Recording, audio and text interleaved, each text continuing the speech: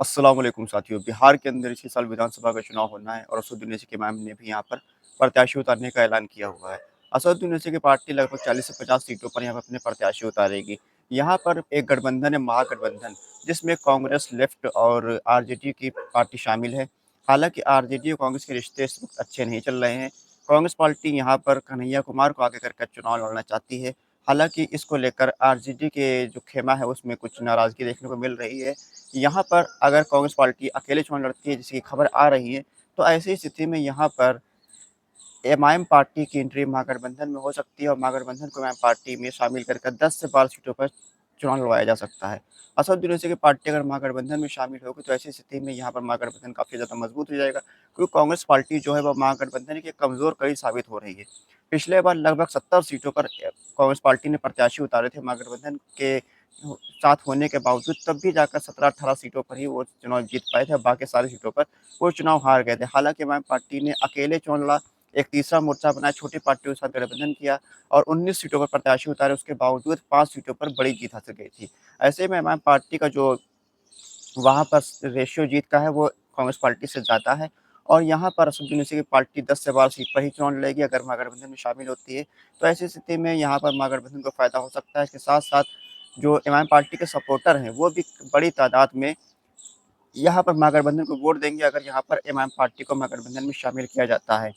Congress party Delhi के अंदर भी अकेले चुनाव लड़ी थी, हालाँकि यहाँ पर कांग्रेस पार्टी ने ही भारतीय जनता पार्टी की मदद करी है, ऐसा लोगों का कहना है और यहाँ पर कांग्रेस पार्टी की वजह से ही भारतीय जनता पार्टी की सरकार बनी है। अरविंद केजरीवाल की पार्टी के लोग ये सब दावा कर रहे हैं कि भाजपा की बी टीम के रूप में कांग्रेस पार्टी ने यहाँ पर काम किया है। इसी तरह से बिहार के अंदर भी कांग्रेस पार्टी अब अकेले चुनाव लड़ने के लिए जाती हुई नज़र आ रही है। अगर ऐसा होता है तो यहाँ पर भारतीय जनता पार्टी को मजबूत करने का काम कोई करेगा, तो वो कांग्रेस पार्टी ही करेगी। हालाँकि कांग्रेस पार्टी की तरफ से हमेशा असदुद्दीन ओवैसी और एमआईएम पार्टी के खिलाफ ये प्रचार किया जाता है कि ये पार्टियाँ हैं जो वो भाजपा की बी टीम है, वैसे भाजपा के लिए काम करते हैं। हालाँकि ऐसा कोई भी सबूत आज तक वो लोग नहीं दे पाए। लेकिन असदुद्दीन ओवैसी की पार्टी ने हमेशा से भाजपा के विरोध की राजनीति करी है, भाजपा की हर नीति का विरोध किया है। असदुद्दीन ओवैसी की पार्टी यहाँ पर 40 से 50 सीटों पर प्रत्याशी उतारेगी अगर वो अकेले चुनाव लड़ती है या फिर किसी तीसरे मोर्चे को शामिल होती है। लेकिन अगर महागठबंधन में शामिल होती है तो ऐसी स्थिति में 10 से 12 सीटों पर एमआईएम पार्टी चुनाव लड़ सकती है, खास करके सीमांचल के एरिया में। सीमांचल के एरिया में किशनगंज, अररिया, पूर्णिया और कटिहार, ये 4 ज़िले हैं जहाँ पर एमआईएम पार्टी मजबूत है। इन 4 ज़िलों की 10 से 12 सीटों पर एमआईएम पार्टी काफ़ी ज़्यादा मजबूत है। इन सीटों पर आरजेडी और लेफ्ट पार्टियों से गठबंधन के साथ एमआईएम पार्टी को मिल सकती हैं। बहुमत के लिए चाहिए 122-123 सीटें। ऐसे में अगर यहाँ पर एमआईएम पार्टी अगर महागठबंधन में शामिल होगी तो इस स्थिति में महागठबंधन को लगभग 140 से 150 सीटें मिल सकती हैं और यहाँ पर महागठबंधन की सरकार भी बन सकती है और एमआईएम पार्टी सियासत में, हुकूमत में हिस्सेदार भी बन सकती है। और हो सकता है कि अख्तुल इमान जो कि एमआईएम पार्टी के प्रदेश अध्यक्ष हैं, वो बिहार के डिप्टी सीएम भी बन जाए। ना डिप्टी सीएम ना सही तो कम से कम मंत्री तो बन जाएँगे और वहाँ के मसाइल को हल करने का काम करेंगे, खासकर सीमांचल की बदहाली को दूर करने का काम करेंगे। असदुद्दीन ओवैसी की पार्टी सीमांचल के एरिया में सीमांचल के विकास को मुद्दा बनाकर राजनीति करती है और सीमांचल के एरिया को एक स्पेशल स्टेटस दिलाने की बात भी करती है। हालाँकि वो सियासत में हिस्सेदार बनेंगे तभी ये चीज़ हो सकती है।